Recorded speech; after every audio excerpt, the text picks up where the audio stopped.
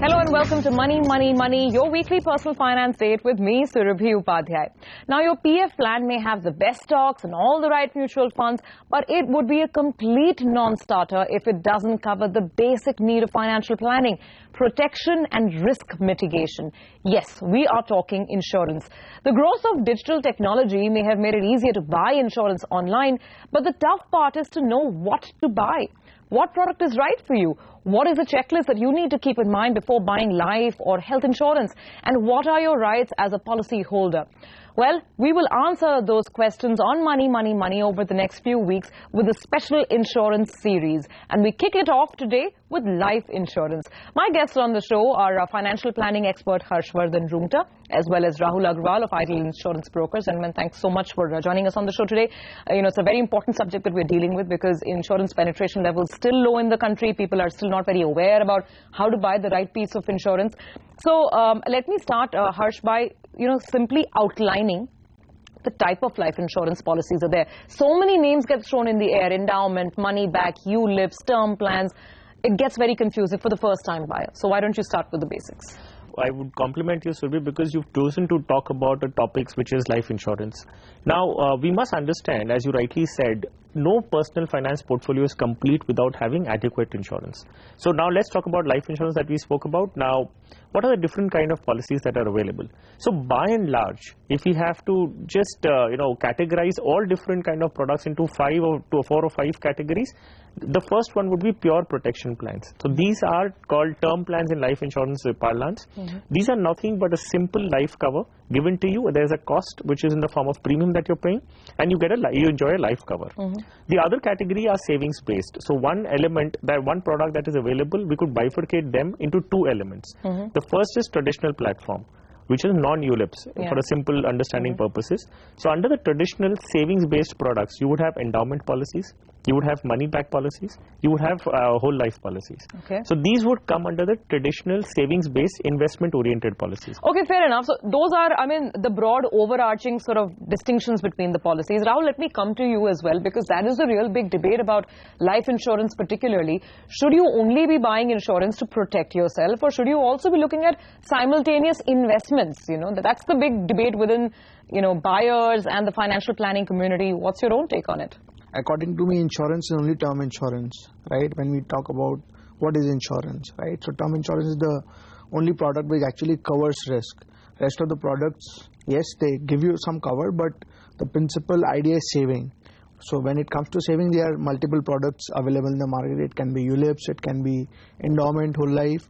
But for me, insurance means term insurance, right? That's the first thing anyone should look at when you're going out and buying. Do you agree with that, Harsh? When you're looking at life insurance, typically, do you also like term insurance the most? Or for you, some of the savings products also make sense? Well, if talking about risk coverage, there is no other product better than a term plan which provides you the adequate coverage. Let's understand this with an example. A person has been identified to buy a 1 crore life cover. If he buys a term plan, the cost would be very low. It could be, say, probably a 10,000 rupees for a 35-year-old individual. If he buys a savings-based product, the cost of premium will go up to more than 5 or 6 lakhs. Right. So the question is, are you able to pay 5 to 10 lakhs for that matter for a coverage of 1 crore, wherein you could have got the same cover at 10,000 rupees? So from a planning perspective, it's very, very clear. The term plan is probably the cleanest and simplest product to understand, to buy, because the cover you're getting, typically pretty large cover, and your payout is around 10,000, 15,000 rupees per year, depending on, of course, age and profile. But the fact of life is that we do have these savings products. They're still being very aggressively sold in the market. Whether you have retirement plans, child plans, single woman, working woman plans, they come with different names. So now let's start drilling down in terms of understanding them and also figuring out their merits and demerits. So Rahul, now I'm going to force you to actually look at the other side, the savings product side as well. And now let's go step by step. So talk about endowment and whether that's a product that you like or not. Insurance is a forced saving. It's a long-term commitment. There's no other product, where you have a you are tied up for 20 years. So once you commit to insurance, you tend to save for 20 years, right? So of course, saving is an important tool, but what I meant was term insurance is definitely the first priority. Now coming to the savings-based product, right? I would suggest there are some advantages in actually having a child product, because what happens in most of the products for children, if God forbid something happens to the father, right? So it's a normal savings plan, but if something happens to the father, the premium stops and the child still gets the money at the end of the tenure of the policy. So when we talk about the non-risk oriented risk protection plans, then there's a whole gamut of investment oriented policies. So let's understand what is an endowment plan. So you've taken an insurance policy for a 20-year period for which you're paying, for example, 50,000 rupees per annum. If nothing happens to you, at the end of 20 years, whatever accumulation and your bonuses and your final addition bonuses, whatever accumulation has happened is paid out to you in one lump sum. Okay. So that's an endowment plan. In case you take another form of an endowment plan, which is a money back policy, it's a savings based product. However, the payout is not given at the end of 20 years in one lump sum, but it is given to you at regular intervals. It could be every 5 years, there's a certain portion of money comes back to you. Okay, then there are whole life plans. The whole life plans are essentially designed for legacy purposes.